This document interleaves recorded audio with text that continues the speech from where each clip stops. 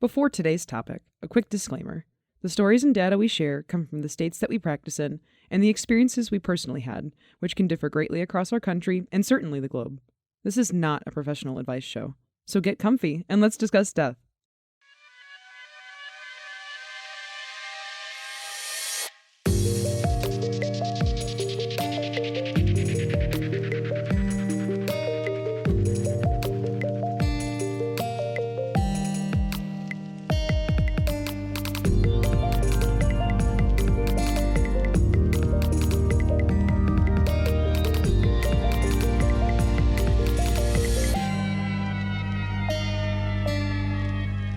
Hello, and welcome to MortMic, a down-to-earth discussion on death and dying. I'm Jem. And I am Red, and this week we are your Mortuary Media Moguls Part 2. So death has been addressed in video games since their invention, from getting headshotted in Halo to experiencing the afterlife in indie games like Guacamelee.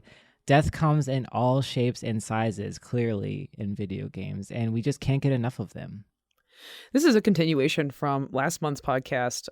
It's a little mini series we're doing on death representation in media, or death care representation in media. So last month we did a little bit on television and movies, and this week we are happy to bring you guys the video game side of things. As Jem had mentioned a month ago, me and him, we're kind of really, really big nerds about video games.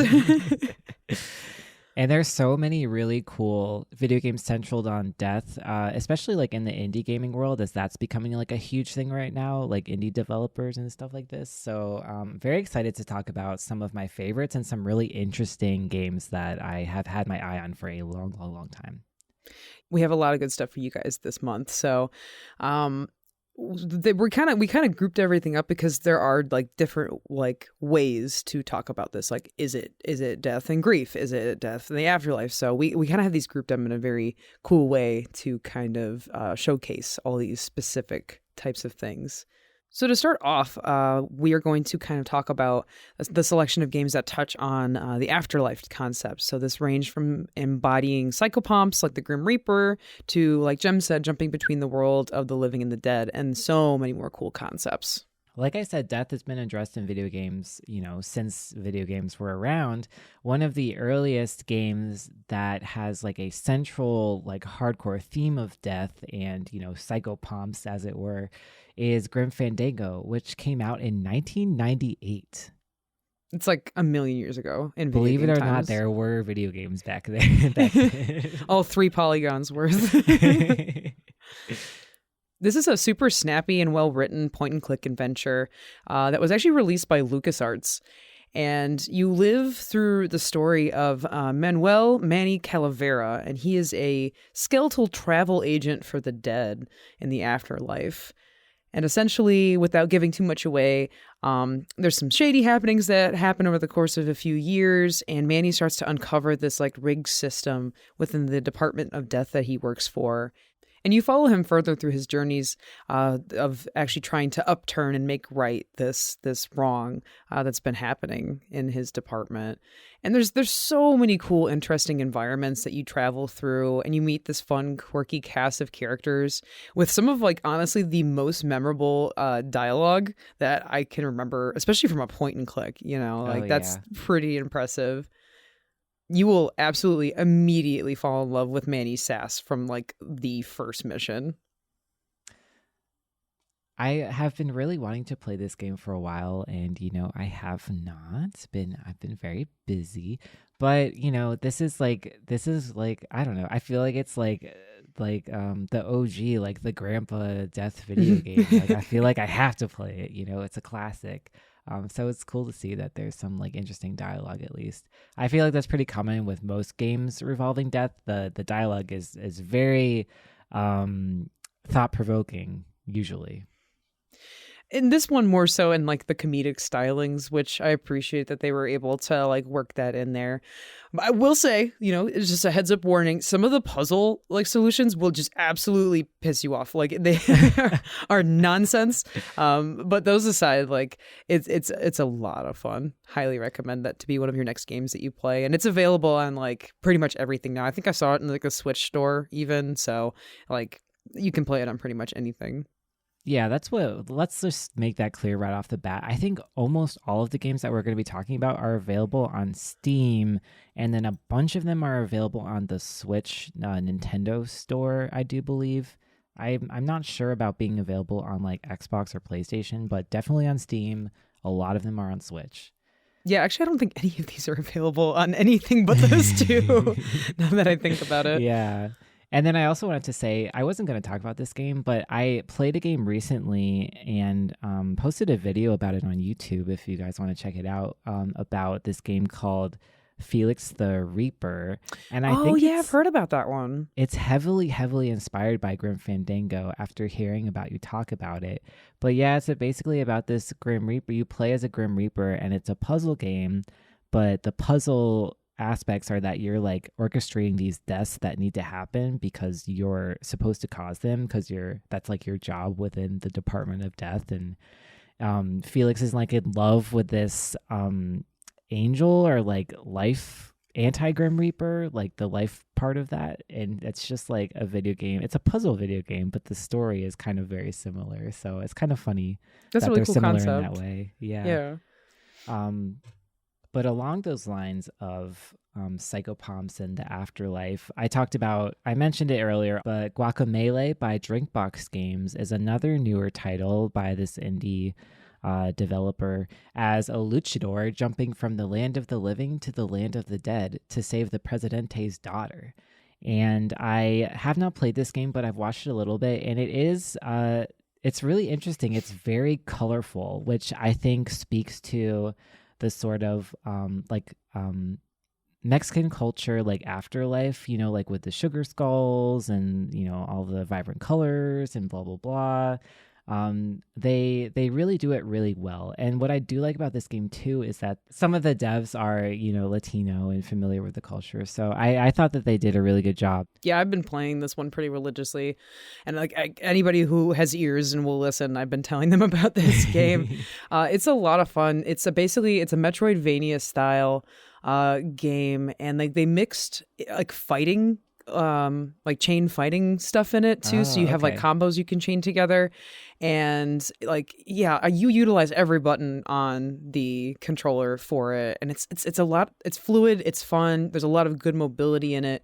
And one of the things that struck me the most, they must have had a lot of fun designing the environments for it, because like, to make up like their posters for like wrestlers that are going to have matches and stuff, they've like taken other video games and just like dropped them in there. So there's like a poster that's for the Super Hermanos, like, and it's just like Mario and Luigi, but in like these luchador masks, and like they make a Me Gusta meme reference and like all sorts of stuff. It's a really cool game, and you can run through it pretty quickly. But there actually is a second one, a sequel to it that I haven't got to touch yet. So I've heard good things about both. Yeah, Guacamelee too, for sure.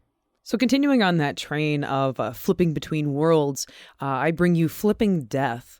And this is a game that was developed by Zoink Games. And in my humble opinion, they have released some of the most interesting and weird video games that I've played. And like Flipping Death is no exception to this rule. It's got this like crunchy art style that rivals the like of like a Tim Burton Invader Zim Psychonauts hybrid. If you've ever played Psychonauts, it's like kind of unsettling like to play it. The characters are odd but memorable, and they have that like LOL random vibe. And I thought that they took the concept and like choreographed it really well into the gameplay. So what it is that you play as the newly appointed Grim Reaper Penny, who needs to help different townsfolk from beyond the grave to find her way back into her body. So you accomplish this by flipping back and forth from life to the afterlife and like possess people around town so you can do tasks on the other side. and you're actually like literally flipping the 2-dimensional map like every time you jump. So it's a really fun take on this category, and it's worth the short playthrough to be able to experience it. Yeah, this one is definitely on my list. Just having that like creepy style along with like this sort of, similar concept to the games that we've already talked about, but it's just so good. Like it works. Yeah, it really does. And I feel like a lot of the ones that we've seen in this category, like they handle it very well. One of the last games that kind of tackles this afterlife concept that I thought was worth sharing, and a lot of people actually recommended this to me as well, is Spiritfarer. And I watched a little bit of the Let's Play for this game because I really didn't have enough time to run another game before finishing writing this episode. So I didn't get like the full picture of it, but hopefully enough to convince you guys to play it. This game was created by Thunder Lotus Games, and it's a super cute story where you play as little Stella. She is the heir to Karen's job of ferrying souls to their next stop. And like the animations of the game are like astonishingly smooth. It is so fluid that I found myself like hyper fixated more on like the character reactions and movements than the story dialogue. Like it's just gorgeous. It is a gorgeous game. Essentially, the gameplay itself is like a side-scrolling, soul-shuttling Stardew Valley in a way, which I feel like a lot of people would immediately love just because Stardew Valley did so well. It's really fun. You trick out this like soul ship that you have to better take care of the souls that you're ferrying, and you like go out and explore new islands to get more materials. And like eventually you have to take the friends that you made along the way through a gate to continue the journey through to the afterlife. So what I did see of it, it is a truly beautiful game. It's got really memorable character design and a very soothing gameplay too. So nothing that's like super high octane or anything. If you're just looking for something to pull up on the couch and like chill out after a long day of work, I think this is definitely on your list. Yeah, and from what I've seen, I think all of the spirit creatures are like big animals. Is that right? Yeah, they are. It's super cute. Like the first person you meet is like this like deer, and then you like knew the person in life. But they're like a cute little deer. It's like, imagine like the smoking granny with like the fancy fur coat. Like it's definitely kind of got that vibe, and it's so adorable. Yeah, like they each have their own personalities and they each have their own journey that you kind of help them with. And then, yeah, like once they move on, they do. I think this game gets a little bit more emotional where it's like, learning how to say goodbye in a way.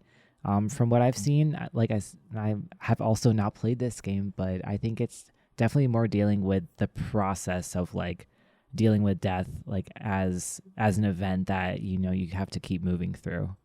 Yeah, you're not only helping them like achieve their goal to be able to get to the end and be okay with their own like passing on and passing through, but then also like your own like being able to do this for them, knowing that in the end you're going to have to say goodbye. This is one of those games that I want to play, but I know that I would like probably cry. Like, well,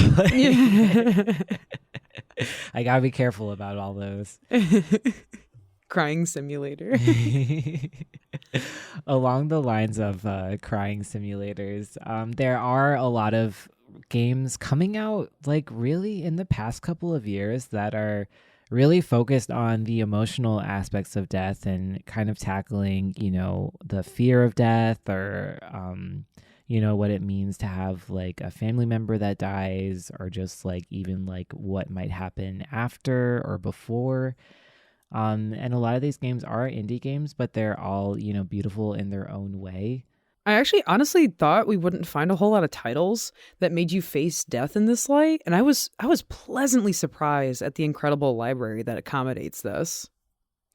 And I will say that a lot of these games are, you have to be careful playing them, make sure that you're in a good headspace because they do really tackle some really difficult, tough issues.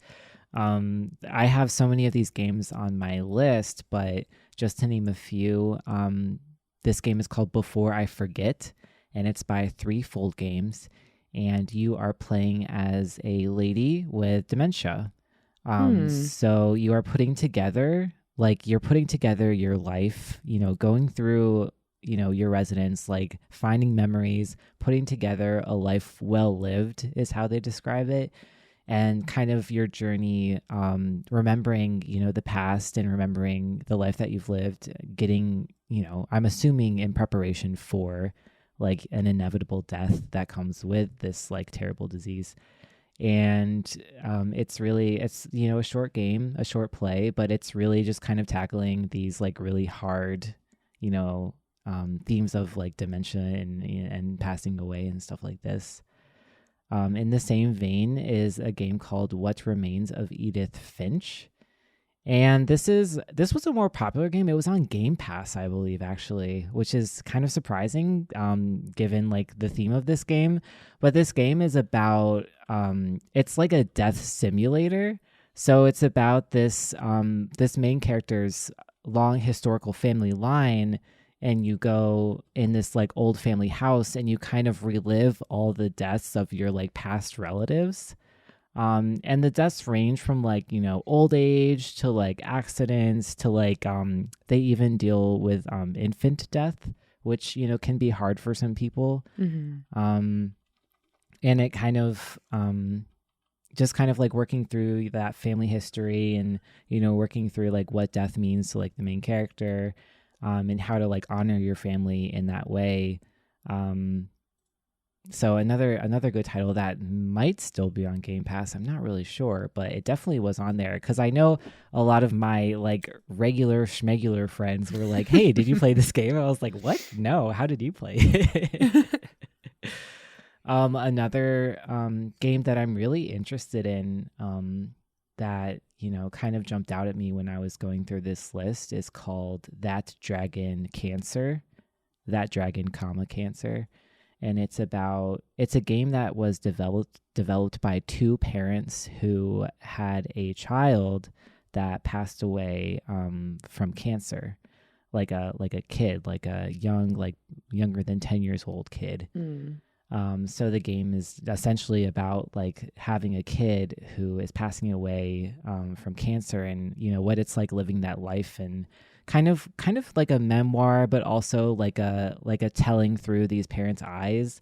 I just think it's really interesting that the parents that had to go through this ordeal, which is really just unthinkable to a lot of people, like you don't know what it's like unless you've been through it, kind of thing. They developed a game to kind of share their experience. I think it's like really special. I have not played this game yet. It's a short play. But I know that I'm going to be a giant wreck when I do play it. So I've been kind of holding off on it for now. But games like this are, really just starting to become like super popular. I think that's a really fascinating thing that like these two parents like created this game. Like I wonder how that was as like a piece of their grief journey, like to be able to produce this. Like I wonder how that like maybe aided them to like tackle this issue themselves and like start to work through some of their grief, like using this as a tool. That's really cool. Oh yeah, no doubt. Like the fact that they can make this memoir for their kid, and that was like their way to process the grief, is making this art piece, I want to say, more so. Like it's just really interesting that everyone goes through their grief in their own way, and this is their way of doing it. Another game in this category that I was recommended by somebody else is called Before Your Eyes. And so I didn't play this. I watched a Let's Play on this one because I don't have the tech for it. So like this was such a cool game, like concept and gameplay, like amazing. So it's a VR game, and that's why I couldn't play it, because I don't have the VR game money. VR is virtual reality. So what that means now is that there's like a headset that you put on, and the game plays in front of your eyes, and then it reacts to like your eye movements, and you can like look around the environment, and there's like controllers for your hands and stuff. So that has been used more for like really like AAA titles and like kind of like really big name stuff. So it was really cool to like see a indie death game being made for VR. I think it's very cool. Yeah, absolutely. Goodbye World Games was the dev for this, and the mechanic that they kind of built the game around is actually blinking. So you live through your character Benny's life, from like his infancy, and like every time you blink, you move forward through the timeline. And sometimes it could be minutes, and sometimes it could be years. How fast you move through it. So like if you can't keep your eyes open, you might miss parts of your own timeline, which is really crazy to think about. That is such a hard concept for gamers because like gamers want to experience the whole game. Like 100%ing a game is like a big thing. So the fact that there's like a forced mechanic that it's like you have to keep your eyes open or else you're going to miss this next part. That's crazy to me. I've like never heard anything like that before. That's why this drew me in so much as it did, because like that like brain exploded when I started watching it. And like even more so, like that alone is cool, but then like it goes on to explore like the relationships that your character develops with your family and your friends, and then how like grief affected the trajectory of his life, of his career, him dealing with his own death. And it also goes into like concepts of the afterlife in their universe too. So like not only does it have cool mechanics, but it has like very solid like writing and like topics that it goes through. It is a beautifully written interactive story, and I feel like a lot of us can relate to a lot of parts of it too. I don't want to give away too much, so just know that it's really good, and if you can't afford an Oculus set to be able to play it, definitely just look up a Let's Play on YouTube. Like it is absolutely worth the watch.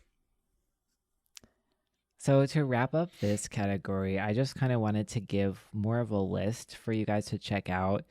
You know, I've like went into heavy research on this because I wanted to do a lot of Let's Plays for these. Obviously I have not had the time, but there is like very like niche corners of the internet where you can find like lists of like games involving death. And, you know, after you start playing some of these games, like you'll start to see games like recommended for you and stuff like this. But a couple games that I thought were really cool that I would like to check out is To the Moon by Freebird Games. And this is a story-driven experience about two doctors traveling backwards through a dying man's memories to like artificially fulfill his last wish.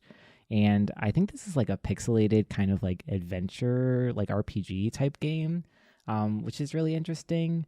Another good one is When the Past Was Around, and this is another like short playthrough, but it's about losing someone close to you, specifically like a significant other or like a partner. And one of the reviews I read was crying simulator, 10 out of 10. So that's another one that I would really love to play. There are so many, even if you type in like, you know, dead, or like I typed in like, you know, death into like Steam and a bunch of stuff popped up, like I Am Dead, which is a game about, you know, this man's afterlife living in a lighthouse. Necro Barista, which is a game about a coffee shop where the dead go kind of like purgatory before they move on to the afterlife. So just a bunch of like really cute, I don't want to say cute about death games, but I guess really interesting short indie games about death. They're all out there like waiting to be played. Definitely some really good ones to be played as well. So yeah, definitely if you just like look around, and there's a small list but a good list. I feel like small list of games, but they're all, you know, unique and beautiful in their own way. So I wanted to wrap up this episode on like a specific category of games. We gave you a nice good list of crying simulator type games. And of course, there are a few games out there that let you step into the shoes of a mortician directly. And it is no surprise in this like simulation game boom that funeral directing is on the list. So if power washing sim exists, then this is like the logical next step. These were like the types of games that I was looking for when I first started like researching about death video games like a couple of years ago. There's really few and far between, but the ones that are out there are definitely worth talking about. The first one is something that I came across pretty early on in my research, it's called A Mortician's Tale. And this is developed by Laundry Bear Games. I actually follow the dev on Twitter, and she is this artist. She makes beautiful, stunning art, and this game really highlights her art in a way that's really just kind of approachable and like adorable. I don't know how you could make embalming someone adorable, but it happens. It is possible. It has been done. We have the technology. It's honestly one of the most poignant games that like I found about death care, where you get to work as like a funeral director, embalmer, and crematory operator at a funeral home. So like I said, it's a cartoony, isometric, point-and-click story game with funeral home mini games, similar to the Flash games that we all know and love, RIP Flash, where you either, dress up the dead body or, making arrangements or partaking in funeral activities, anything really. And there's just a lot of really good education about alternative dispositions, and it captures the different, kinds of funeral worker personalities and all the people that come into play in, a typical funeral. They really got a lot of the little details right about working at a funeral home, like down to your character always having to clean out your emails that you have to read. Like that shook me when I saw that as a mechanic in the game. I'm like, oh my God, this is real. This is real life. That's so funny. I also really liked that they had like a plot device that they used, that, like the big bad funeral corporations coming in and like making funeral service about profit. And that's what ultimately leads your heroine to like open up her own alternative funeral home to bring focus back to the families. Yeah, because that is, a really real threat. There is like, not to like, I don't want anyone to sue me or nothing, but there's like a big bad corporation out there that's literally snatching up all these family funeral homes. Like, this is real life, especially during the, pandemic, I'm imagining. So they snatching your funeral homes up. They out here. Hide your kids, hide your wife. Seeing that portrayed in like a really just cute, like stylized video game is, very heartwarming in a way. Yeah, especially like we have this need for like a death positive shift in funeral service. So it was nice that this game really leaned into that. And it's a very short game. You can finish it in under an hour, but it's worth a let's play watch on YouTube or Twitch if you don't feel like playing it yourself. Definitely something to check out. Moving on in Death Simulator world, this game really is something. So we're talking about the Mortuary Assistant, which is, as it sounds, you're playing as a newly hired mortuary assistant. And this is a first-person... This is a first-person game developed by Darkstone Digital. There's a teaser demo out for it that a lot of people have played. You can watch it on, YouTube, Twitch, whatever have you. The game is set to release in the spring of 2022. And so basically, as it were, you are a newly hired mortuary assistant waiting for your first assignment in the funeral home, and you're very, very excited for it. But you get called in the middle of the night, obviously, and you go to the funeral home in the middle of the night by yourself, obviously, and there's a thunderstorm happening outside, obviously. And of course there is. Of course there is. And basically, you just start kind of getting your bearings together. You literally walk into the funeral home. You have to find the case files. You have to bring the bodies out of the cooling racks, the old style, like pull out cooling mortuary system. You have to do all of your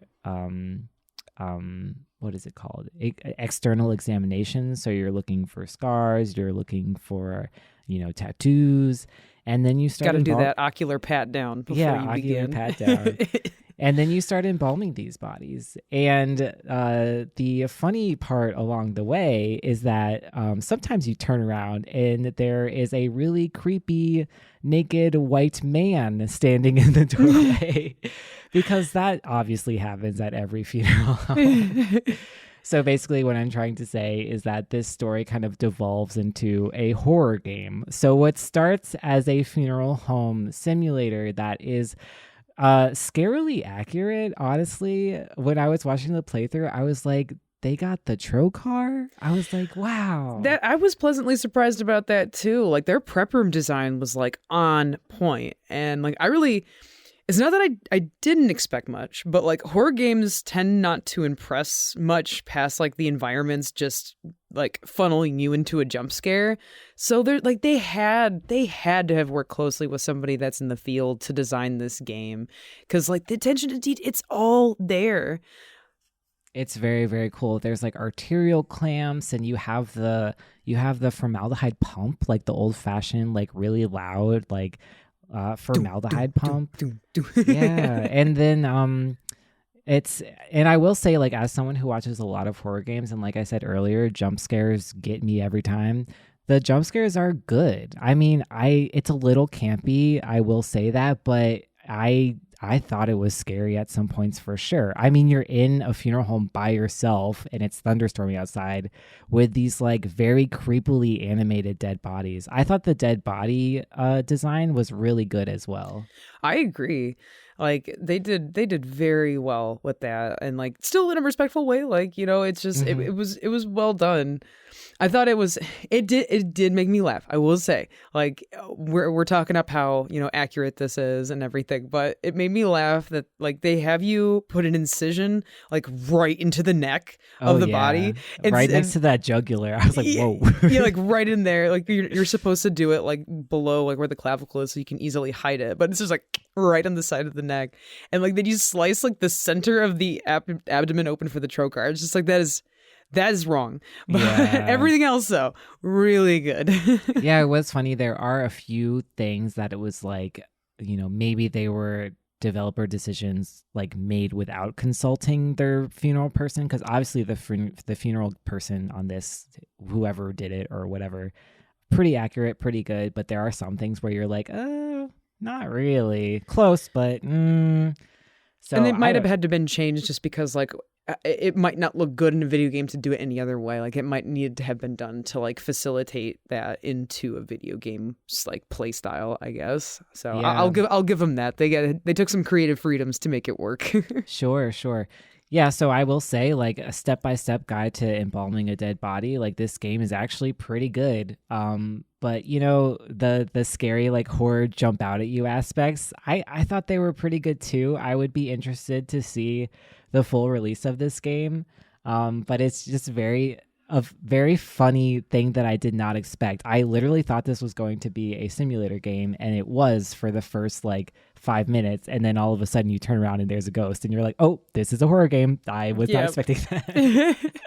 I think, like, especially the fact that they had to jam everything that they did into such like a small chunk of time for this like teaser, like I feel like as a full-fledged game, like I think they're gonna do very well. Yeah, I'm very excited to see where this goes. Unfortunately, we don't have to wait much longer. By the time that you guys hear this episode, it'll probably be pretty much releasing. Oh, yeah. Spoiler alert, we're recording this way ahead of it. So when that does come out, maybe we'll do like a little around, come back around to it or whatever. Yeah, we'll do like a little update or something. Yeah. So, Jem, along the research that I did for this specific like category of gaming and death care, I found an absolute dumpster fire of a trailer that dropped this year for a game that's soon to be released by a dev that pumped out like a slew of other like rank simulator games, and it's called My Funeral Home. And at first my interest was like piqued, you know, since you get to experience a whole bunch of aspects of funeral service. Like they do the embalming, they do cosmetics, you can do transfers, you actually can even like build caskets in the game. But the trailer took a bunch of weird turns that like even like M. Night Shyamalan could not have mastered these twists that this trailer put out. Like, oh my God, at one point, the trailer jump cuts to your character grave robbing, and ends this grand opus with you drinking in the prep room and then getting attacked by a dead body. So like 10 out of 10, game of the year, hands down. When Red told me to watch this trailer, I was like, okay. And, you know, it's like typical like simulator. I was like, okay, this looks fine. I was like, you don't really build caskets in funeral homes, but like whatever, I guess. And then like, yeah, like Red said, you like see the character like vaulting over a headstone with like a bag. And then you're like, you know, drinking a beer in the prep room. This like dead body like pops up off the table and like lunges for you. And that's the end of the trailer. And it's like, what just happened? Yeah. Like, God, I don't know what so funeral home they're good. trying to simulate, but I don't want to work there.